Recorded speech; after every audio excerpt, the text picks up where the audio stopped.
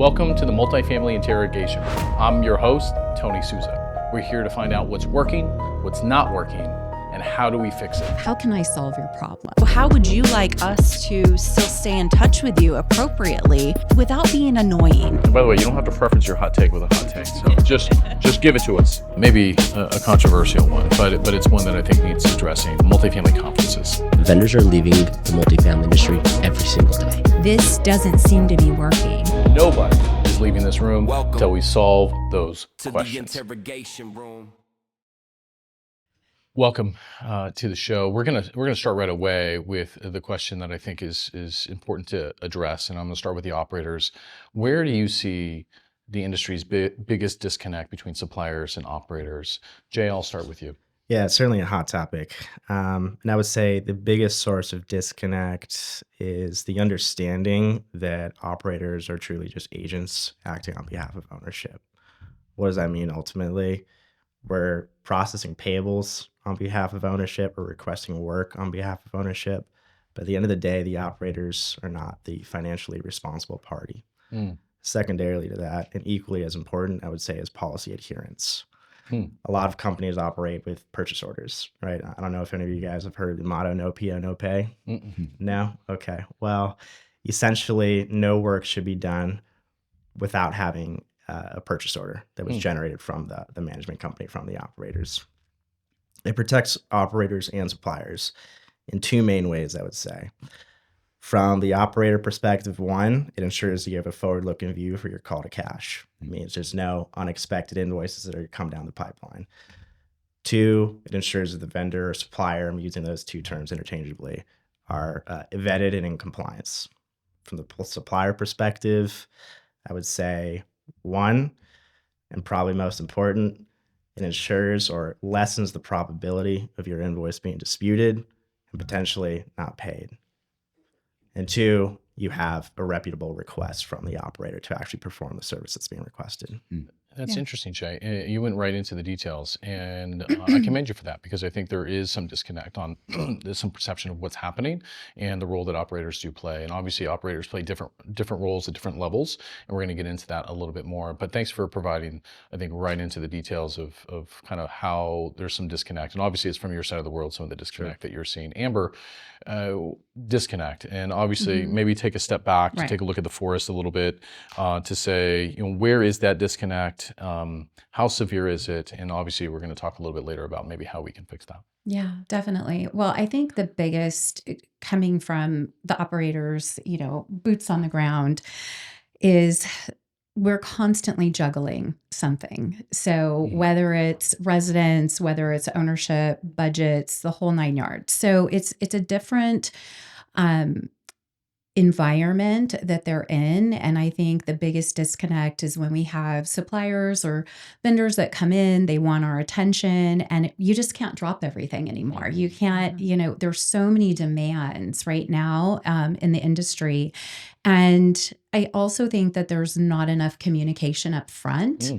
I thought about this a lot, and it really goes back to when a vendor supplier is coming in to the property or calling on a management company.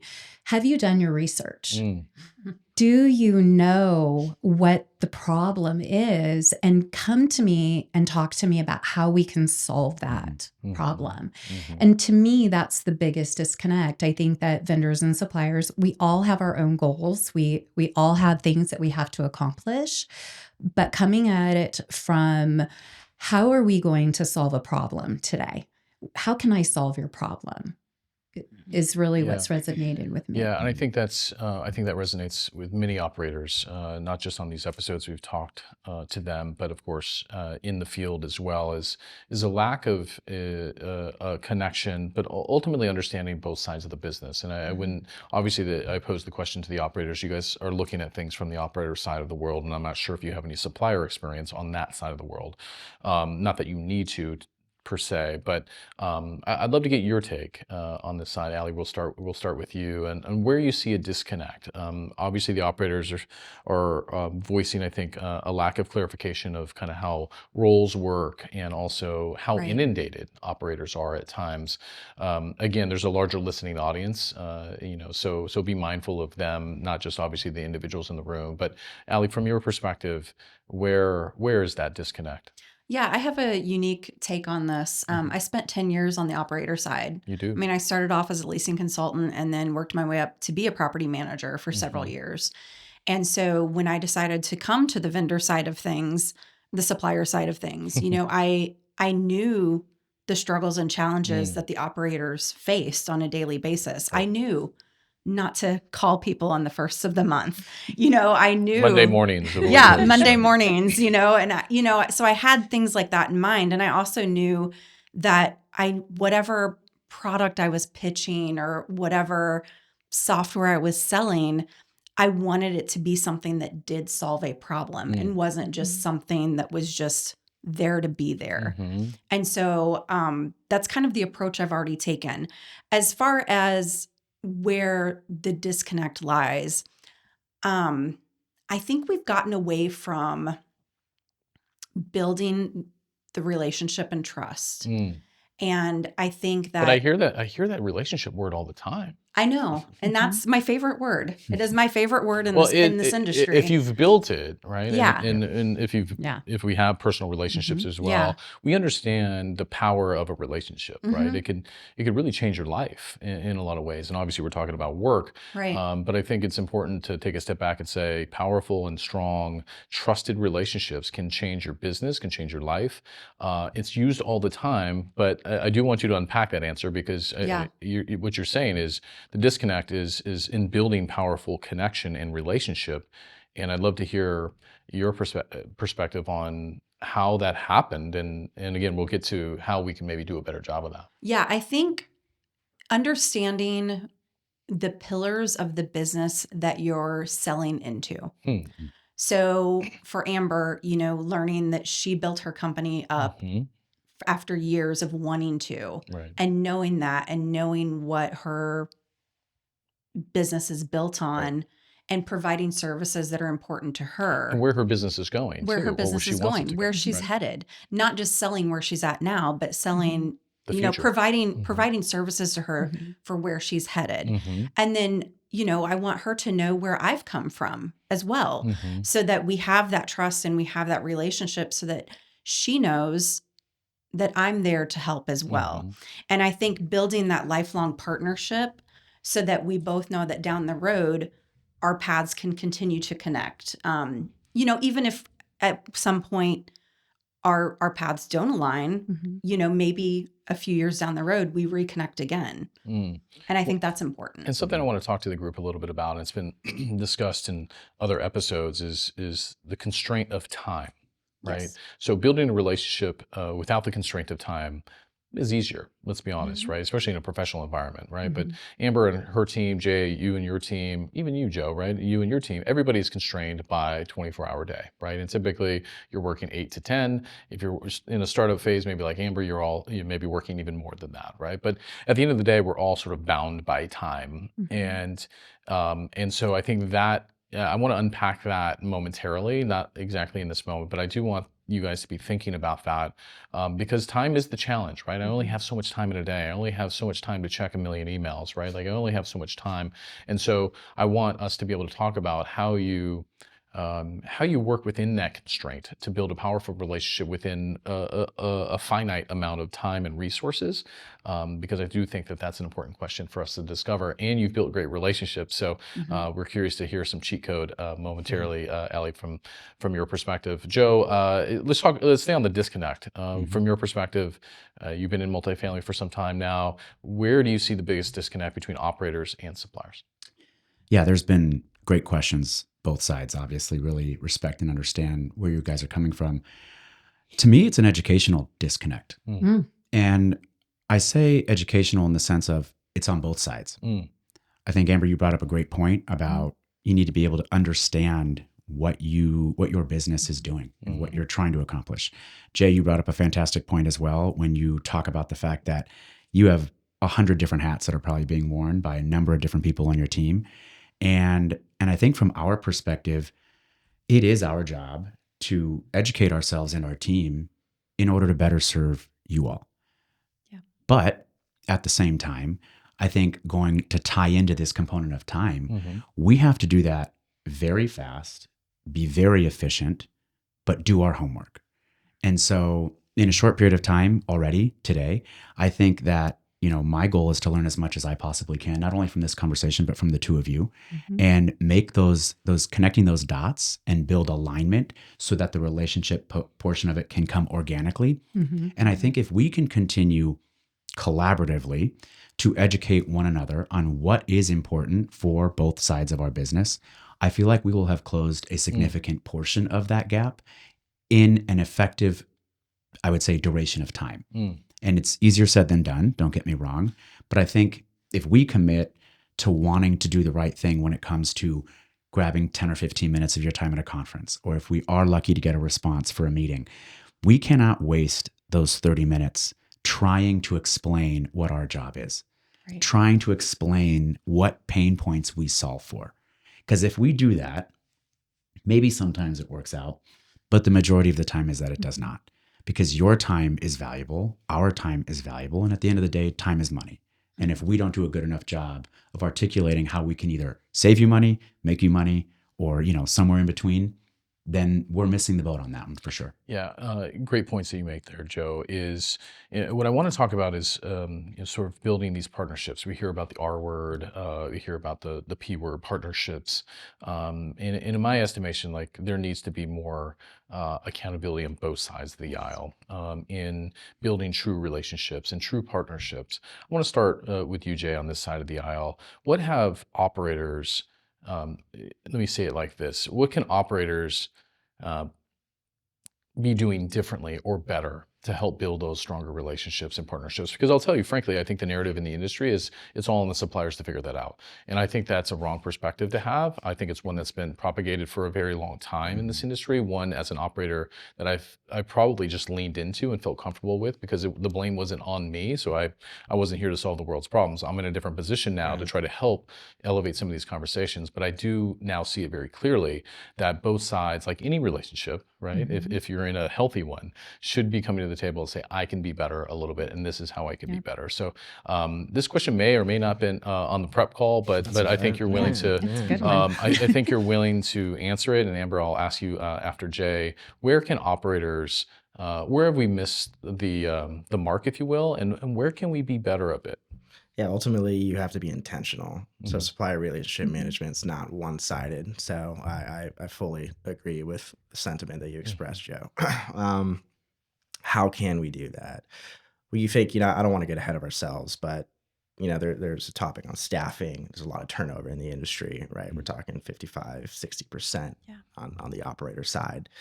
What does that mean, right? You've got new operators who are coming in, new systems, new processes, new vendor relationships. Who's responsible for that? That's a good question. Who is responsible for that, right? And again, it's not poised towards you. Obviously, we're having a bigger conversation, but and I don't mean it to sound loaded, but the reality is, I do think leadership. If suppliers are having massive turnover issues, which maybe there are some, there's a lot of moving around to different product. Operators have been talking about this migration of staff for a long time. I think there's a tendency to say, well, they're not really committed.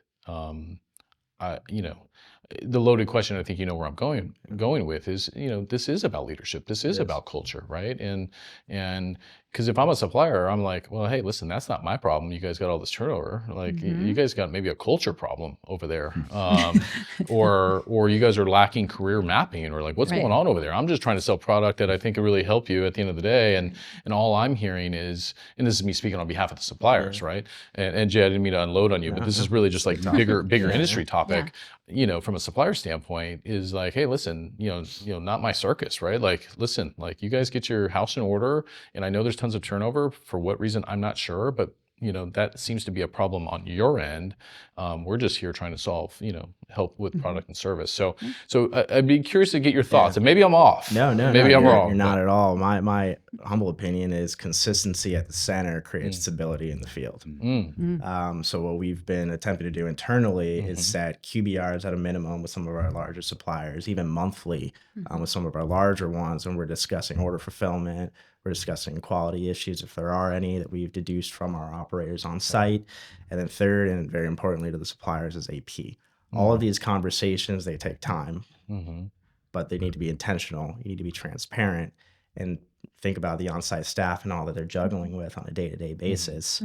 If we can take that onus on centrally, we can hopefully and ideally. Well, it sounds like the answer to the question, the original question was, what can operators be doing better? And it sounds like at your org and probably from your experience is an ongoing focus and effort on improving processes and procedures, right? And obviously, Amber, I'll transition to you. You're in that process, I'm sure, tremendously, having been in the business a very long time. I'd love to get your take on both of those things. What can operators be doing better, right? Not just, but I'd like to have you reflect a little bit about where they haven't been as strong as they should have been in the past. And then you could touch on kind of how operators can be better going forward, building those partnerships and relationships.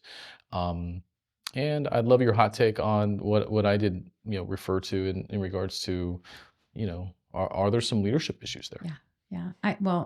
I want to roll back and talk about the relationship part of it. It's so critical. We are in a relationship business. And before we went on air, we were talking in the green room and, just really talking about this business and how everything is built on relationships. So going off of that, when we talk about where we started, we all started as leasing or in a lower position. Most on the operating side. You kind of work your way up. Right, of course. So let's talk about that. The vendors or the suppliers that I worked with followed me from California to Texas, and they've known me since I was a leasing consultant. Wow.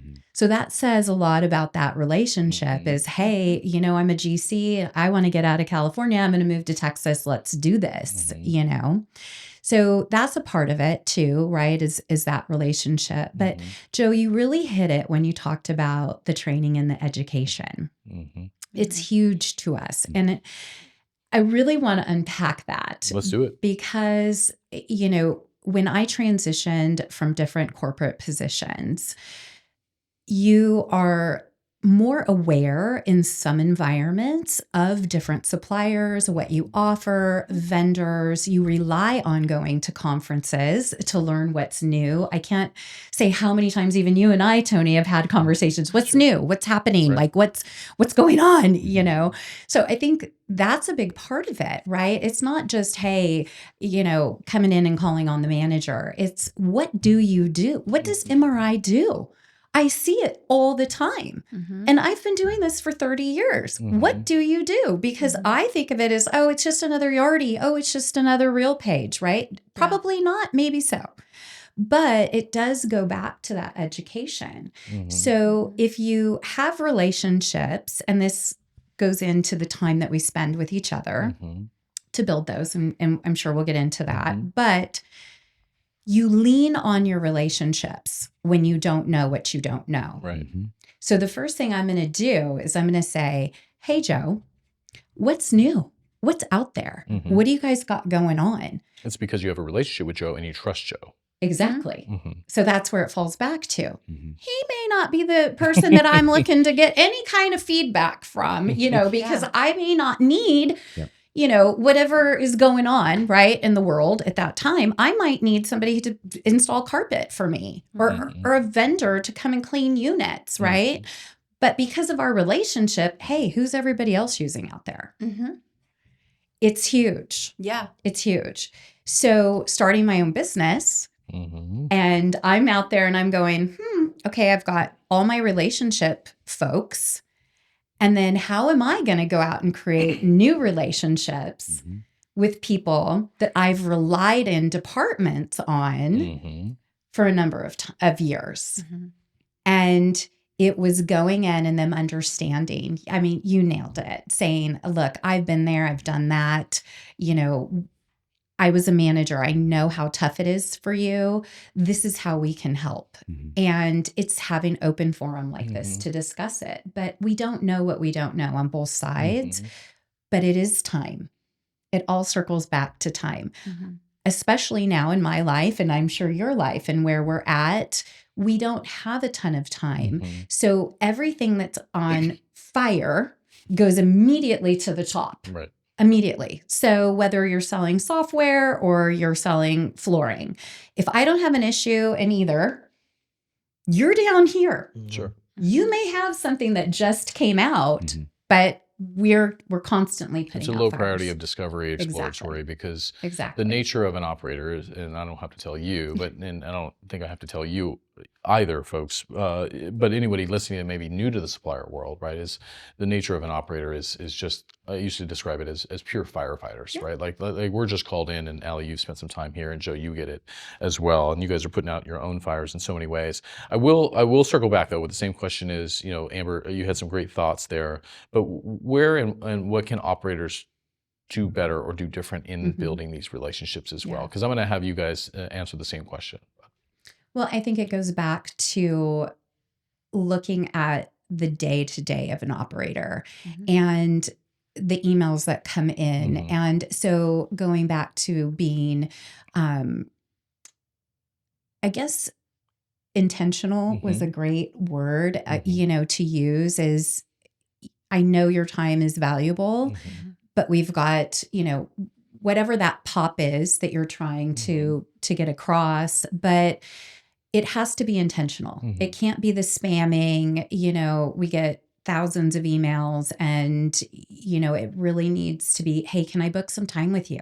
And maybe that's 30 days out. Maybe that's not what our supplier or vendors bosses want to hear, but it's like, hey, I'm going to be able to give you my time and know that I respect your time as well.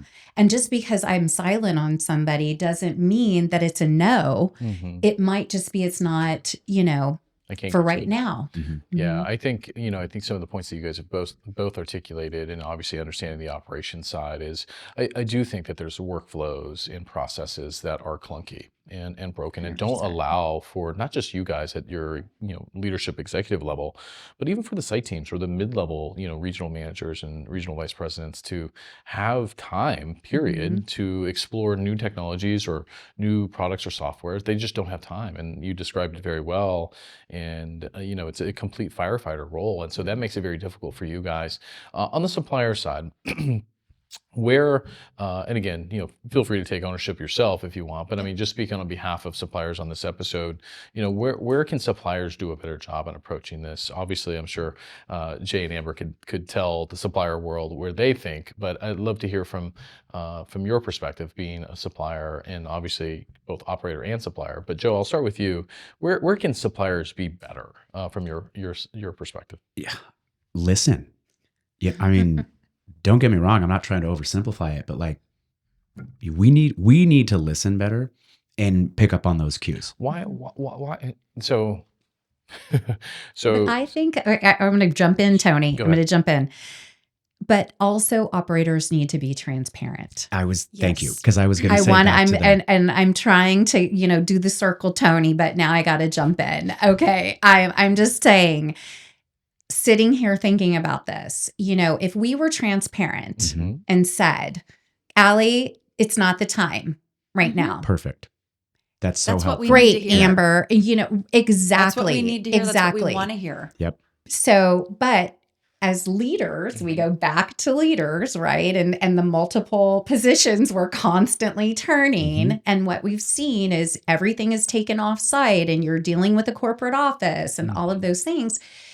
Each department, we need to better educate those leaders and say, it's okay to be honest. Yes. And say, it's not the right time. Right. But you know what? We're going to revisit this in 6 months, or come see me when it's not budget season and we can go to lunch or coffee and talk about it. Why don't, because I think we're on something here and I want to stay here. Why don't you think, Why don't you think on the operations side that we empower our teams to be that honest? Are we naturally just customer centric, people pleasers, passive aggressive? I'm really curious about that, because I think Joe and I would both agree we would much rather hear a "we'll get back to you in 6 months. Now is not the time." A no Go away. than Anything. nothing. Anything. Because I liken it back to, as an operator, you have investors, you have ownership that you're responsible to reporting your numbers to. It's the same for us. And when our leadership comes to us, our investors come to us and they say, we need an update on these deals, and we can't give them an update, we're unable to hold ourselves accountable. Because you have no update. Because we have no That's update. it. So we would much rather hear a no, a not now, a get back to me in 6 months. So I guess a frustration point on the supplier side is, why do we get ghosted? Why can't we get a no? I don't think anybody wants to hear a no or give a And no. you don't want to give a no. We're in sales. Yeah. Right. I mean, ultimately, we're all in all in sales. sales, We yeah. all are. But a no is still better to, again. I No, get this it. is better. I get That's it, still Tony. Listen, I'm not, I definitely get it. But it comes back to that. But I say it's a great question, because it actually took me a very long time to be very direct with supplier partners as an operator. And I had to reflect and say, well, why didn't I just, because a couple times, almost later in my career, I started to be a lot more direct, like, go away. No, I didn't say that. But I was just like, listen, no. And I can't even give you an ETA. And not just a no, but a why. We want to know why we lost the deal, where we fell short, if it was a product issue, if it was a timing issue, if it was a pricing issue. Like, we want to know what it was so that the next time the opportunity comes up, Exactly. we know if we have a chance again or if it's something we can do differently. And that answer could be even simply, and I appreciate you asking that question directly, really to the audience, right? To the operator audience, is it could be a lot of things. Now, not right now, right? And I think you might be referring to like RFP process also, if you didn't win deals, like help us understand why we didn't. It doesn't have to be in a long dissertation. It can be in brevity. We don't need a 3-paragraph email. Right. We just need a But simple, it says like, respect, right? Yeah. Because even as operators, if you really think about it, for leasing, in our side of the world, we want to know why wanna know people why- don't rent. Why didn't you move in? Why It's didn't the you move same in? thing. It is the same exact Where thing. did you go and why? Exactly. Yeah. So it goes back to education and really talking that through and giving our people the power to say, or, looking at those leaders that you're trying to get in front of, and them just simply tell me. Yeah. And I think drawing that correlation, Amber, you make a great point with our teams to say, like, just like a prospect, you want to know why they didn't lease, right? Why didn't they move in?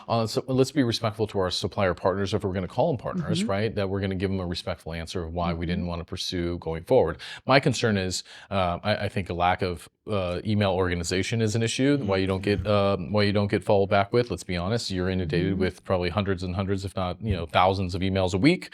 And I'm not saying that you have that problem, but on site it's a challenge, right? They're getting lots of notifications through their automated platforms. We can bore the audience with all the automated emails that are coming into everybody. Jay, you seem like a direct guy to me, but I'd like to see your thoughts on why sometimes on the operator side we're not being as direct or communicative to our supplier friends as we should be. Yeah, I mean, you just humanize it a little bit, right? I think humans just are dispositioned to want to please, right? And they have a hard time saying no, and that's probably a learned thing, right? I mean, later in my career, I learned to be more direct 100%, right? I mean, at the end of the day, I don't want to be called a million times either, So once you understand that, right, it's a business, you got to be direct with people. At the end of the day, I don't mean to simplify it so much, but that's the truth. Well, and to take some responsibility on the supplier side, we need to be asking why.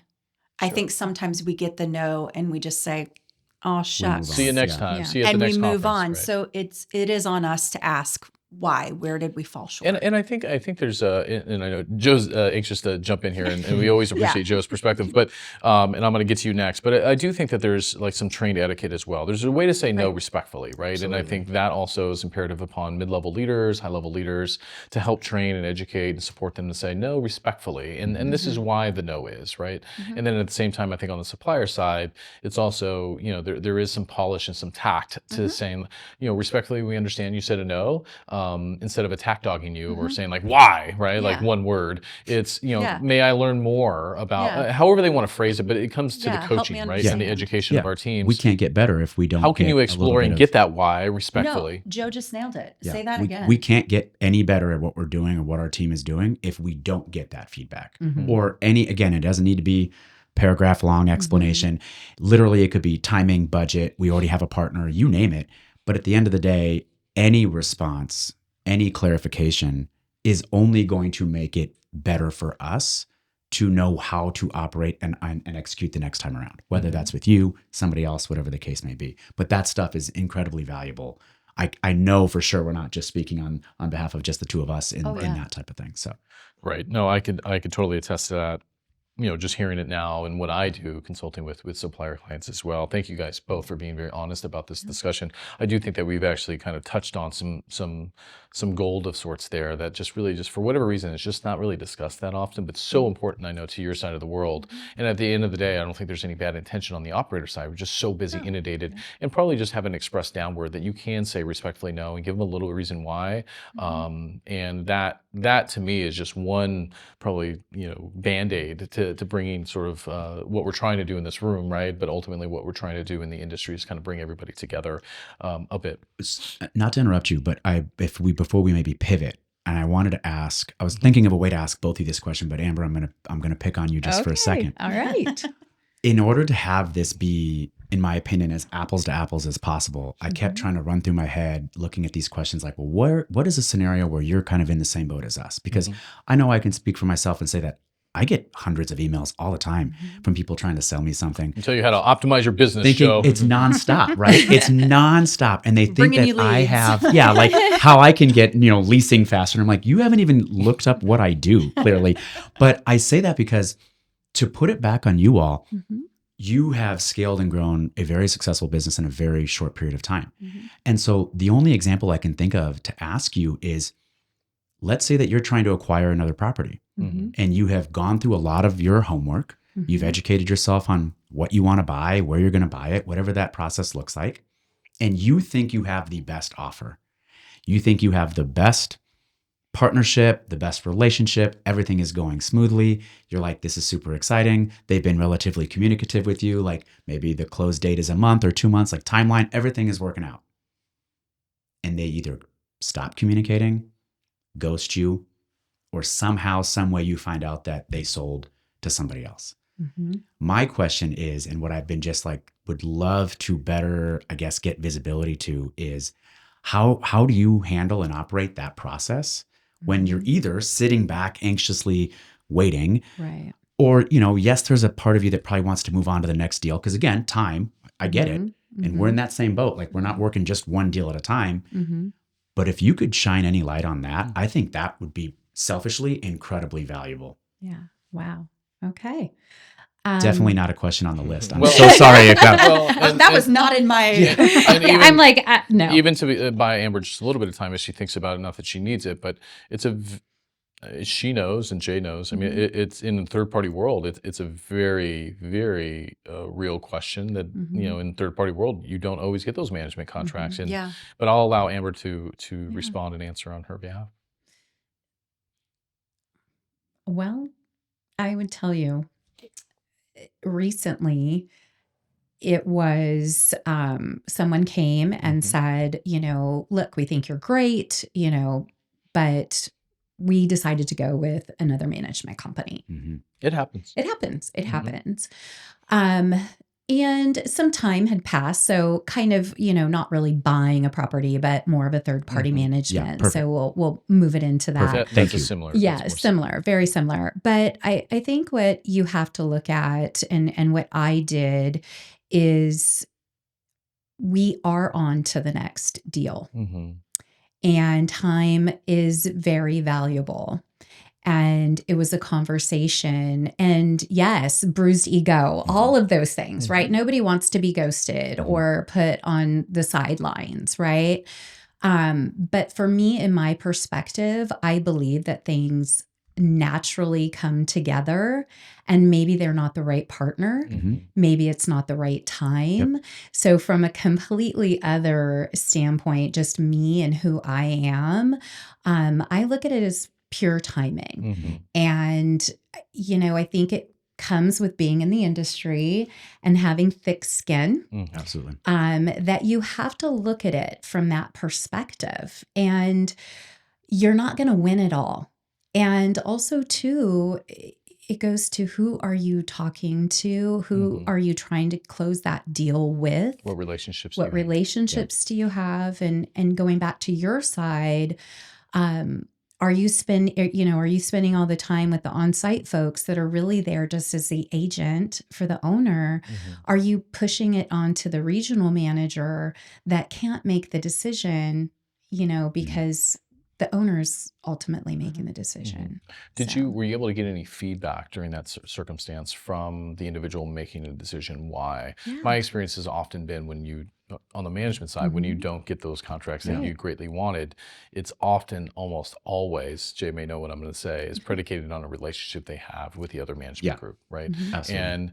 And as much as actually that, like, even saying that out loud doesn't feel great, right? Because it's like, well, we're a better management company. Why would you go with that management company? Well, it's because I have relationships with them there. And what they're saying is, we have relationships / trust. Yeah, right? it's always trust. Exactly. Yeah, it comes down to trust. And so, were you able to get some feedback? We were. Yeah, we were. Was it similar to that case study that I just mentioned to you? Was it predicated on relationships maybe they had with an alternative, or? I think, relationships have a big part of it, but I think also at the end of the day, it becomes trust for us, we're a startup and there's no doubt about it. And we haven't, put out there that we're not, in fact, you don't we've have embraced 100,000 it. units all over the country. Yeah, right? exactly. But, what we offer, and another company that's been in business, for a longer amount of time, they have to weigh what's the best decision for their business at that time.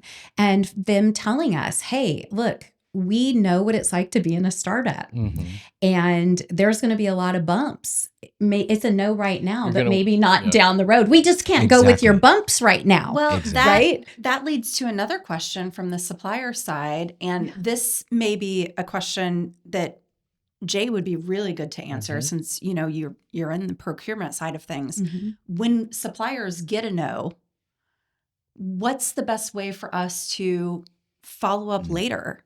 Because say you've gone with a competitor and, we want to know 6 months, a year down the road, is that working out? Like, is there an opportunity for us later down the road?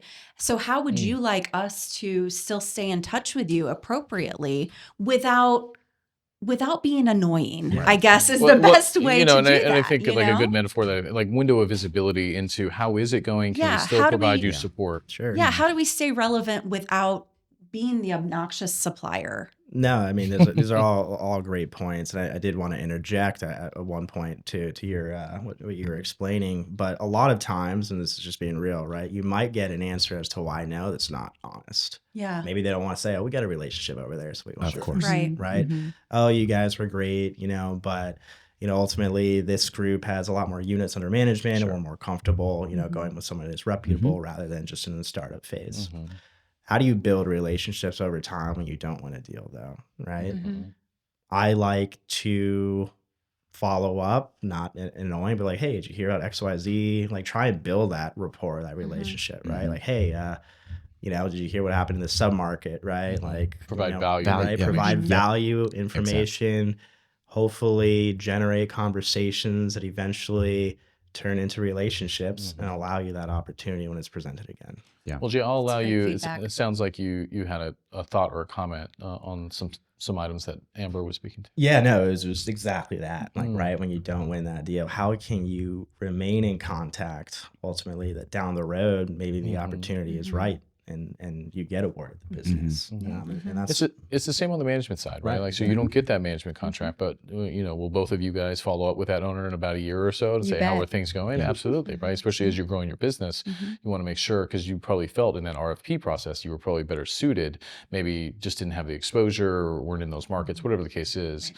Maybe there's relationships there that they were transparent about, or they were not. It's a great question, really, because, but I also want to sort of raise this question predicated on that question is, how do you, and this is, for suppliers listening, and this question is for you operators, is, like, if you don't have these relationships, how best do you guys want this information, right? Like, it's probably not in a spam email, I assume. But at the end of the day, what I jotted down a few notes here is like, what forums do suppliers have outside of email, or like sneaking up on you at a conference, or and I think that's a bigger question for all of us to talk about. After this question is, how can we reimagine the industry to provide better forums, both for operators and suppliers, to be able to come together? Because at the same time, sure, you guys are firemen and ladies, right? But you also, especially in a startup, right, you do need platforms and technologies and services. So what forums are available? And we'll address that shortly. But I'd like to address the first question and get your thoughts. If a supplier who doesn't have that deep-rooted relationship, and I think you guys are probably all ears, and maybe hopefully people listening on the supplier side, like, how do we get your attention in a way that doesn't feel, to Allie's term, annoying or rude, or whatever the case is? Jay, what are your thoughts there? I had a unique example from LinkedIn, actually, an in-mail request the other day, where an individual sent me a message, and in that message was embedded a video of them holding up like a billboard. It says like, "Jay, can I get a couple minutes of your time?" And it was just unique. It was different. Maybe it was AI, maybe it wasn't, but to me, You responded. it showed Yeah. some semblance of an effort. Absolutely. And it was appreciated. Then when you engage in conversations, I say this respectfully, but I've been in pitches where, the individual is just talking nonstop, not even stopping to ask like any questions, right? Just going. And then you think about a human's attention span. If someone's just talking and talking and talking, and you're not making it conversational and really understanding what are the pain points. Is what I'm selling you even solving anything? They don't even know. Yeah. Right. So ultimately, being conversational and taking a unique approach, can garner attention. Well, I think you're sort of underplaying even that unique approach suggestion, right? Because I think so often it's almost like these email templates are, hey, can we grab some time? Can we grab some 15 minutes of coffee, right? Like I talk with a lot of different folks on the supplier side, just from a creative standpoint, because I'm a creative guy, right? And they're like, any disruptive ideas you have, Tony? And I'm like, well, try this or try that. And they're like, well, that sounds outlandish. I said, well, that's your only way in.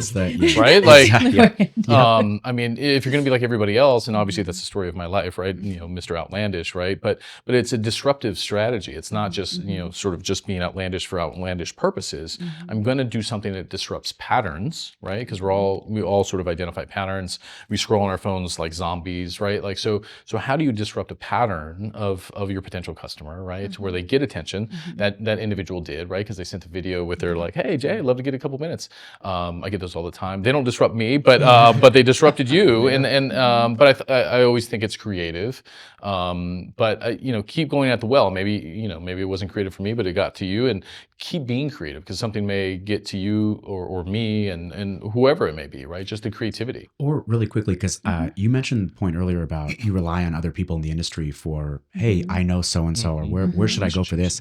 And so whether or not that individual, and don't get me wrong, I understand the nonstop talking part of it, but if that person got your attention and you did have a few minutes, and let's just say it didn't work out, but then one of your colleagues or somebody else is like, hey, I'm looking for XYZ solution. You know what? This one person reached out to me on LinkedIn in a really unique way. At a minimum, you're almost already assuring them that they're not going to have the same type of bogged down experience with 100 emails, or thinking that, they can still continue to approach you the same way. So I think there's just so much value in that, because it obviously, you're thinking smarter, not harder. And when you reach out for references or suggestions from people that you do trust, that part is so crucial that even if we didn't win that sale, we were memorable enough, or you enjoyed the process enough, or working with an individual enough, that maybe the next time around when you're a part of a panel or another discussion, we're at least either, if not top of mind, we're one of those ones that you're like, oh, you should reach out to so-and-so because I actually think that might be a better fit for you all. And so I just think that's an important point to double down on because it's hard. And yet, a lot of that trusted advice from one relationship to the next is really, really helpful. For sure. Referrals, I think you mentioned, Amber, a little yeah. earlier. Well, Amber, I want to ask you that same question, though. Like, what is, and Jay, thank you for letting us know about the video. I think it's a very creative way to get someone's attention. Amber, from your perspective, you're very busy, you got a lot going on. How can they get your attention if they don't have a relationship with you? And again, I know it's putting you on the spot, but I mean, is it creativity? Is it knowing a bit about your business? Is it knowing someone who knows someone who knows someone who knows you, right? Like, what is it? What are some of those triggers for you that will catch your attention? Because I'm sure over the last year or two, right, some of those things have caught your attention, and they turned into potentially blossoming relationships, and sometimes they went nowhere. But I'd be curious, and I think the audience would be as well. Yeah. Well, I think for me, the creativity, I had someone send a video to me as well, It's a which thing, yeah. it's a real thing. I don't think I could do it, but it's a real thing. You could look what you're doing now. Okay, we'll see. Me personally, and I think a lot of operators, we rely heavily on our relationships. Referrals, yeah. And referrals. It goes back to that. And then also too, that suppliers, we talk about turnover. A lot of, friends in the industry on the supplier side, they go and work for different companies. They go into a completely different field in the supplier world, right? And so we rely on those relationships and people's experiences. And I know we talk about reviews and all of those things, but it's such a real thing right now. And it's almost like when I'm calling a colleague and asking them about their experience with a supplier or vendor, that's your review. And it's like a client calling a friend and going, hey, are you using so-and-so? It's the same. So I think if we look at it from that perspective of how are our relationships with our suppliers, our operators, and then how are we getting those referrals? That's something I don't feel we talk about. Sure. We really don't. We're always, how can we get to the next conference? How can we, get in front of, the decision makers? Well, I guarantee you the decision makers aren't going to the conferences. I hate to be the one to tell you, but they're not. And nobody knows that. Thank you for saying that out loud. Yes, Exactly. I decided I was going to say that out loud That's today. going to be the promo clip we run with the show. Sorry. They're not there. Yeah. They are not there. Saying the quiet part out loud. Yes. Well, I'm a little bit of a disruptor. That's why we invited you on the show. Well, a couple of things that I think you said there, but I think something that really resonated with me is obviously we talked about relationships, but you doubled down on that, right? So I asked you, is there something that catches your attention? And ultimately your answer was referrals, right? But ultimately your real answer was relationships, right? And so, and you also referenced those on the supplier community oftentimes, will stay on the supplier side, but they'll be with different products and different companies, which is a very common thing. And I don't even think a bad thing per se, but for anyone listening, I think if you don't think relationships are important, right, and you're leading product first, right, features first, you're going to be greatly, I think, disappointed in time because you may be changing companies or brands, if you will.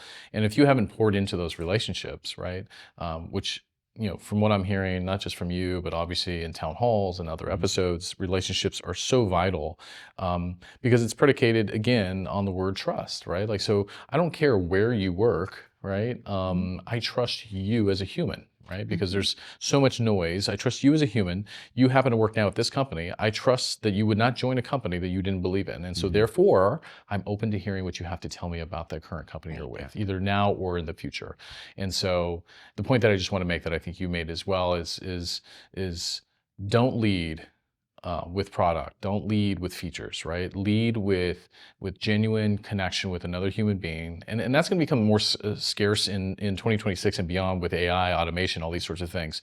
And the best advice I give anyone going forward is you could be as now is the time to be the most human you've ever been. And most people are like, what does that even mean? I don't know exactly, but the more human you could be to connect with other human beings is going to make you that much more valuable and trusted. And so I apologize for the soapbox that I just stood on. No, I think I love that's a it. great soapbox. Like my whole career, I've always tried to lead with integrity. And I've really prided myself on that. And I mean, I think everybody falls short. I'm human, I'm not a robot or anything.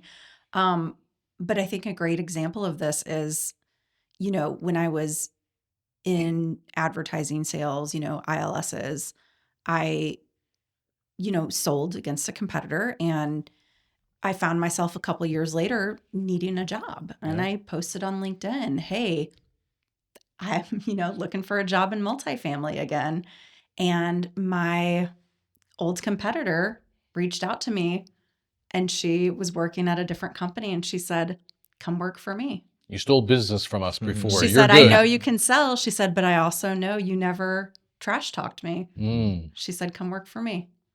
And I mean, I think more people need to adopt that mindset of, don't put your product before your own integrity. Well said, incredibly well said. And I think that goes to say, not just your competitors said, you never trash talked us, but I think on the operator side, you never sold me a bill of goods, or you never sold me a product that didn't work. Or if Right. we did face challenges, you admitted them and helped me work You through address those. them.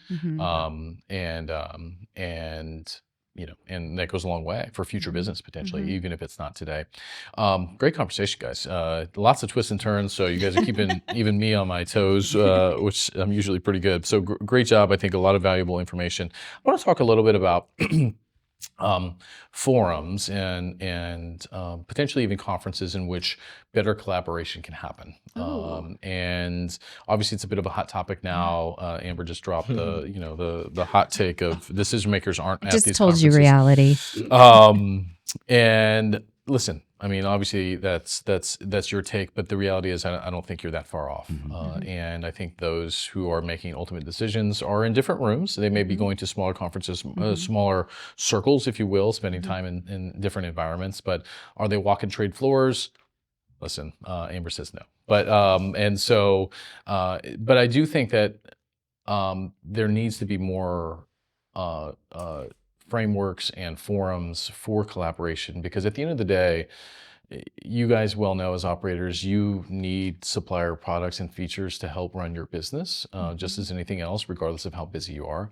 And suppliers, you guys are chasing them down because they're too busy, right? And so the current forum that we have in place, my understanding is sort of trade shows and conferences, and I think some are probably more effective than others.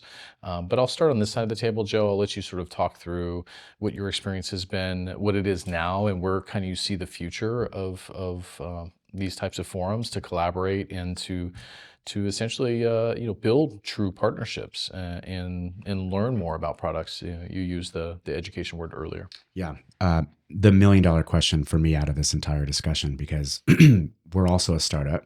We don't have endless amounts of funds to go out and spend many thousands of dollars on booths at conferences and not get the right type of traffic or decision makers that come by.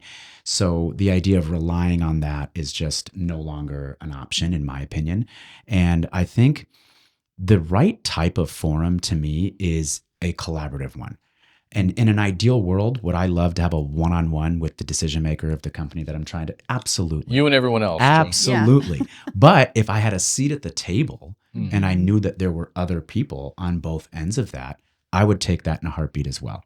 Because again, when you start talking about time, and I think especially the two of us in this conversation, we respect your guys' time. We also get pulled in a million different directions.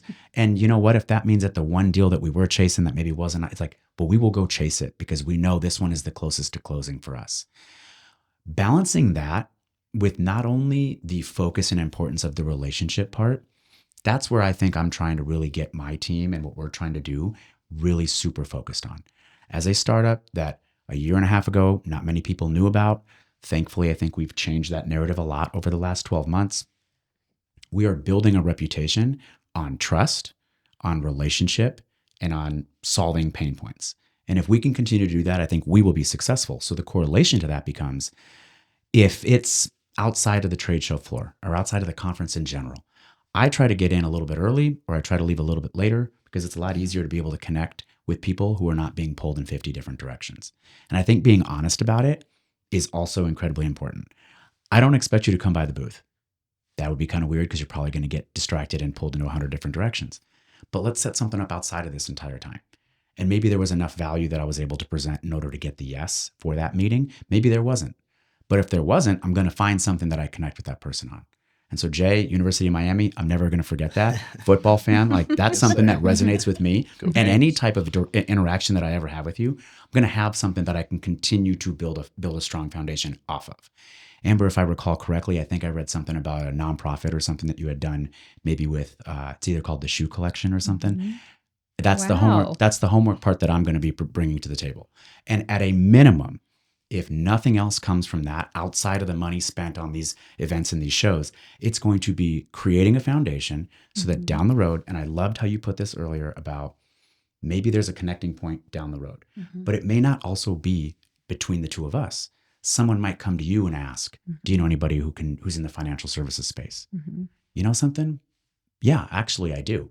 And if that's the web that we can focus on and create and expand, then I think we're going to be in a much more successful spot. And I think if there's a way to overlap a little bit of like that training and development at these events, I know I would spend the money to be able to take part in that, so that my team can go and listen to stuff like this. This forum is the exact type of audience that we're trying to talk to, and be able to educate people on both sides. Hey, look at my calendar. This would be amazing if you guys put your calendar up on a screen in a session of a couple hundred people. Do you see any 30-minute blocks for me to listen to you talk nonstop at me? No. So think outside the box. Share the strategies that are unique and creative that got your attention. Now, you're going to probably get a lot more videos now that you both said that. But I think at the same time, that is so much more 10 seconds or rewarding. less, right? Just be brief in the video. Don't send me a 2-minute video, please. Yeah, it's so much more rewarding and valuable, though. And I think listening to the themes of this conversation, keeping time in mind, relationships are important, but build them. Don't just rely on something on our end. Don't just rely on something else. Build them and continue to build on that. And I think that's really important. I think you said it very well. And I think you're a perfect example. I've known you for some time, and obviously we've built great rapport, but I think just your exercise in spending a little bit of time getting to know these operators a little bit better, and dropping, her philanthropic efforts meant a lot to her, not just on the show, but like as a human being. And so kudos to you. And for anybody listening, like that hopefully should inspire them to say like, ooh, Joe just dropped it in real time, on a recorded session. I should be doing that every day, trying to find a little something I can connect with the operators. And I just, for those who can't be in this room, I know that meant a lot to both of you guys, just some of those comments that he made. So kudos to you, Joe. Ali, let's talk a little bit about the same thing, forums, opportunities. I'm sensing more and more workshop collaboration opportunities. Allie's smiling over there because she has a hot take. I've got a hot take. All Imagine that. Allie coming in with a hot take. So I think Joe made a good point on the conferences. I love conferences. If my whole job was to just go to conferences and be on the trade show floor and talk to people, they could pay me $15 an hour, and I do that. Careful, I you love may get that. some offers. They probably just lowered my salary back in Cleveland, actually. Should do it for $15 an hour. No, I love that. But here's where I think people have started missing the point. So you can spend tens of $1,000s on the most beautiful booth at Apartmentalize, with the best booth placement, with the Louis Vuitton purse giveaway. Tens of thousands or hundreds of thousands? Hundreds of thousands, probably. I don't pay those bills. You can spend all that money. If the people at your booth are not interacting with the people at the trade show that have paid money to be there in a way that is a human connection, interaction, you have wasted every single cent on that booth. And what I mean by that is, if you are not just chatting with people, Tony, I don't know if you remember Apartmentalize 2023. Oh, don't test me. Did we talk about product? I don't think we did. We didn't. I'm trying to we just just remember, talked. what city was that? That was in Atlanta. Atlanta, yeah. Was Atlanta. We just talked. It was just a, hey, how's the conference going? How are you doing? How's everything? How's life? Right.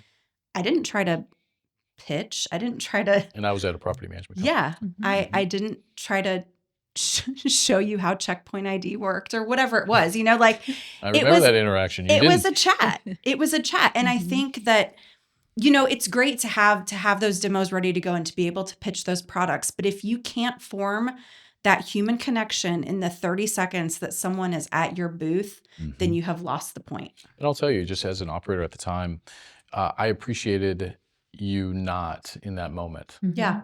And maybe I'm different than others, but I don't really I didn't find the trade shows at that time as an operator the right forums for me to focus, pay attention, and learn the details of a product. I could be wrong. I've had other guests that say they go to expos for that.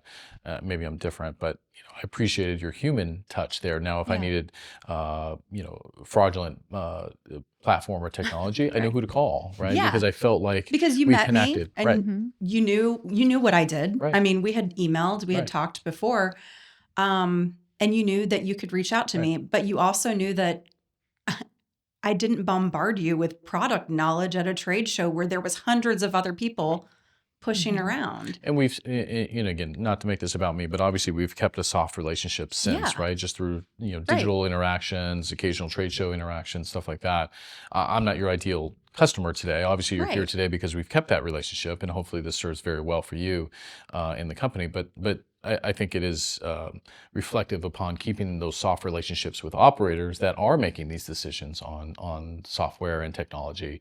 And you've done a great job in doing that, not only with me, I'm sure with many other clients too. Yeah. So I think the point is to have the right people at the conferences Mhm. that know how to do both. To know how to, if somebody approaches your booth that just wants to say hi, maybe they just need a friendly face. Maybe they're very overwhelmed at the Sure. trade show They probably and they are. just want a friendly face to say, hey, hi, how's it going? Maybe they are there and they want a 30-second elevator pitch and you got to be ready to go. So you have to have the right people at your hundreds of $1,000 booth or your $500 booth that can do both of those things. Yeah. Yeah. Thank you for saying that. I mean, I think that takes leadership. I think that takes training. I think that takes. And it's hard. It's special people that can do Yeah, that. and also I think it takes intentionality, right? Like this is why Yes. we're here. We're not here Yep. just to have a good time tonight, Yeah. right? Like we're here to actually build relationships with those on the floor that have come here with an intention, and our intention is also to try to help, you know, meet, you know, any purpose in which that they're here, and have those constructive conversations tonight. Yeah, sure, let's have fun, but while we're here, let's stay focused on what we're doing here. Yeah. Are those conversations happening? You know, I trust that sometimes they are and sometimes they're not. So thank you for being honest with that, both of you guys. I think the world wants to know from an operator standpoint. Amber already said decision makers aren't there, but I'll let her unpack that a little bit more. Jay, just, you know, kind of as we come to the latter, you know, third of the show here, are operators seeing conferences as those forums to learn and pick up new business? You know, I would agree to an extent with Amber. I personally don't attend many conferences myself. Why? However, Why? sitting over, you know, with procurement and risk, to be honest, I don't want more suppliers. I want less. So I'm not seeking out new partnerships per se, unless there's a direct need for it. However, going to conferences, and you hit the nail on the head, establishing rapport, not solely speaking on the product, not solely selling, but learning about somebody. Like, hey, why are you here? You know, it's maybe they just need somebody to talk to. They're overwhelmed. It's their first time going to a conference, but I think that's very valuable for any supplier who's perhaps new to the industry that doesn't know how to build those relationships. They're probably there thinking, I just got to explain what we're doing, like what we're selling. That's not I as was well. told I have 30 seconds to tell them everything about my product and how amazing it is. Go. Yeah. Exactly. Yeah, because software is that simple. Right. But yeah, 30 seconds though. that's But I mean, the elevator pitch is a thing, but it's not typically product focused, right? Yeah. So that's a very valuable insight for sure. And I was going to say, even if the decision makers aren't there per se, stakeholders of the business are still there. And it's a small industry. And if one of my RVPs say, hey, Jay, I spoke to Joe. It really seems like something that could help us on site. Like, you think we'll speak to him? Like, absolutely. Right. Like, I take everything that our operators tell us. Like, we we take that in, right? And we acknowledge it, and we want to make their lives better. Yeah. So even if those decision makers aren't there, it's still valuable, I would say. Yeah, thanks for being honest, and it's good to know, and you're in line with trend of more and more, unfortunately, management and operators, even decision makers, not attending the same conferences maybe as they did 10 years ago or so. And so, sure, is it a problem if I'm throwing a conference today? Yeah, it is, because now you're competing with property management conferences and all these other things. But I think the only way to know and how to improve it for the sake of the suppliers that are funding these conferences, and as operators, you guys are the target customer of these conferences. The only way to know is to hear honest feedback like that and how we can improve it and make it better, create collaborative workshop environments, educational things. Would suppliers love to go and listen to a panel of operators talk like this? Frankly, it would be incredibly valuable. 100%. Right? Yeah. Yes. That would And be obviously more valuable. we're just doing this in a more Yep. film setting, but hopefully some of them are listening and create some structure around that. Amber, I know you gave your hot take, and I know you're being fun and your fun self in that, but you're also being honest to some extent too. And you're saying that's not always where decision makers are going to learn about product and technology. Where are some of those decision makers going? How are they trying to source some of these new services in the business? And my sense is, I think your answer is relationships and referrals, because I think we've talked about this. So I'll pivot the question just a little bit to these conferences and these forums. What would get you to a conference consistently is maybe a better way to ask that question. Two things. Going back to what Jay said, we rely heavily on our operators when they do go to the conferences to come back and give us that information. And he's 100% right. We're going to listen to them. And if I can tell you that just happened here in Austin. We had some regionals go to one of the recent trade shows, and they came back and we ended up signing with them. And it was really beneficial for RYSE and for our teams. So that happens, aside, right? it does happen. It does happen, but we had a need.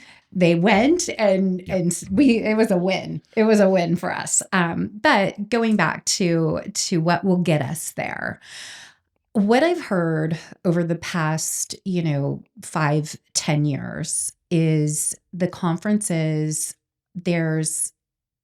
When we started going to those many years ago, it was really educational for operators. It was all based on education, finding out, what's going on, whether that's, trends, fair housing, you name it. It was very educational. What's happened over the years in my perspective, and I think in all property management, we are looking at the content isn't that great. So you're saying the educational content isn't that fresh. Exactly. It's not that fresh. Maybe the folks that are delivering the message is the same information that we know. It's a pay to play sort of thing. Exactly. So the value isn't there to take our on-site folks or even put our corporate employees, away from their daily tasks to go into a situation where me personally, I would rather have my team come in and work with me, who I can train them on what they need to know, or call in a supplier or an industry partner to host a class for us versus going and getting rid of all the noise. So in my opinion, and in 2026, because if you really think about it, right, it's like a kind of like a bee's nest of just Yeah. like, whoa, this is Yeah. all coming at us versus it's how you everybody describe it. coming at you, right? I mean, we were at NAA, my partner and I, this year, and everybody was coming at us, and we spent time with the people that we had relationships with, and we met new faces, and we met with a few new folks that we didn't know, but it was because it was a need that we had an agenda that we were going to go and say we wanted to know X, Y, and Z. Where we're going to get better, I think, by doing these types of forums, and what made me so excited to work with Tony on this, is that we have to rethink how we're communicating, building relationships, going back to everything we talked about, but taking out all the distraction and the noise. And going back to the basics, knowledge makes us powerful. So if I know exactly how your business can help my residents pay rent, or, we can do a deposit alternative, or your platform is better than what we're currently using, then I would want you to come in and talk to me about that. Yeah. I want us to have a real conversation with my managers that we've built a table for them to have a voice and come in and ask the questions. How does this really help us? And I think when we get to these conferences and we're shuffled in, these big rooms, and there's, somebody up there talking, there's not a Q&A typically, right? It's just constant talking. It's a person or a panel talking at the Outside one audience. direction. Exactly. Yes. Exactly. Yep. And people, we're adult learners too. And if somebody's talking at me all day long or for 30 minutes and not taking a breath, you're like, whoa, time out. I had 15 questions. And I got to go pee. So, and I got to go pee. Well, and how many times has that happened really quickly about people coming to the booth? We've had people just stop by and be like, I just need a break from everybody else. Can I just sit down? That's perfectly I've fine. done that. Do you have somewhere I can That's charge my phone and perfectly sit fine. down? Yeah. Yes. Well, I think It's I think it's a great idea for suppliers, right? Like have nice massage chairs Yeah, at your just booth, that. and just like a maybe not a foot bath or anything like that, but a place where they can just relax, and maybe you have a captive audience at that point too. Yeah. Yeah. I think less noise right now. I think our world has just become, so inundated with technology and right now with the way that the market is from an operator's standpoint, the demands are so much different. The pricing, all of the things right now is really slowing down, and saying, okay, what do we really need? And going back and getting with our suppliers that can really help us, and listening to our on-site teams and what they need, listening to the corporate team and what they're really looking for. I think that we have ideas when you're at a certain level that, oh, this is going to be great. No, it's really not. We hate that. It goes back to what Joe said in the very beginning about listening. Yeah. Listening to what the operators want and need. Right. And taking that back to our teams and our stakeholders. Yeah. But you can't if no one's being transparent. But if Exactly. nobody tells us, Hence the Allie, communication. nobody tells us. Yeah. Right, exactly. Which is Call why- me. I'll give you everything you need to know. No, I mean, the point that I make, and thanks for this conversation, is you can't listen and you can't hear if it's too noisy. Right. And so 100%. to the point that you Great made point. of like, how do you simplify it? How do you quiet the noise? And then when the noise is quiet, how best can you listen, to the point that was made earlier? So incredible stuff, guys. I appreciate you guys at times being, hey, listen, I'm going to say it. And but I think our industry needs more of that. And obviously this is why we brought you guys together on the show. Thanks for being a part of the show and being as honest as you were today. I really appreciate it genuinely. And hopefully the listeners and watchers at home got a lot from today's episode as well. So I appreciate you guys, and thank you for joining us on the Multifamily Interrogation Room. Awesome. One last note for you guys. Suppliers fulfill an order, but a partner. Don't go anywhere. I'm going to partner get Walt to makes take a couple pictures your for operations us, okay? better. Feel free to Yeah. snap a selfie or two if you want. Yes, A we supplier want to. fulfills an order, but a partner makes your operations better. Oh, So, yeah. Yeah. Oh, yeah. Yeah. No, honestly, first of all, you did a fantastic job.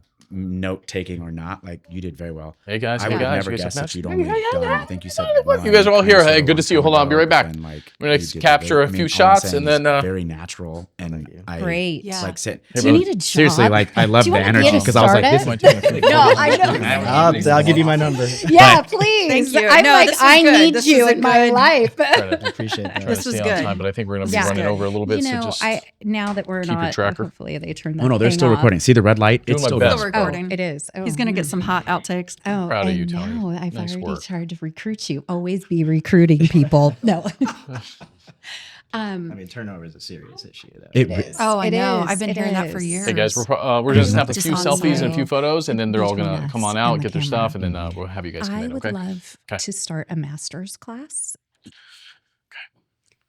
Where do I sign? You just said I'm that's telling like 100%, you. 100%. Into it. 100%. I used to teach when I was with Apartment Guide. I would go into properties and teach leasing 101. They were like,